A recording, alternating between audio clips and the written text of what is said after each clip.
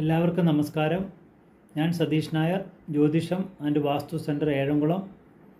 നമ്മുടെ ജ്യോതിഷപരമായിട്ടും വാസ്തുപരമായിട്ടുള്ള വിഷയങ്ങൾ ചർച്ച ചെയ്യാൻ വേണ്ടിയാണ് ഈ വീഡിയോ.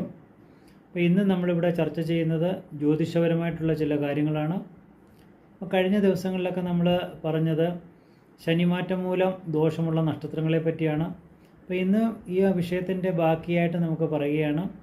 അപ്പോൾ നമ്മൾ ഈ കർക്കിടകക്കൂറിൽ നിൽക്കുന്ന ഗ്രഹങ്ങളെന്ന് പറയുന്നത് പുണർദം, പൂയം, ആയില്യമാണ്. ഈ പുണർദം, പൂയം, ആയില്യം നക്ഷത്രക്കാർക്ക് കർക്കിടകക്കൂറിൽ നിൽക്കുമ്പോൾ ശനിയുടെ മാറ്റം മൂലം എന്തൊക്കെ സ്ഥിതിയാണ് ഉണ്ടാകുന്നത് എന്ന് നമുക്കിന്ന് ചർച്ച ചെയ്യാം. അപ്പോൾ ശനി നമുക്ക് 30 വർഷക്കാലമാണ് ഒരു രാശിചക്രം കംപ്ലീറ്റ് ആക്കുന്നത് എന്ന് നമ്മൾ നേരത്തെ പറഞ്ഞിട്ടുണ്ട്.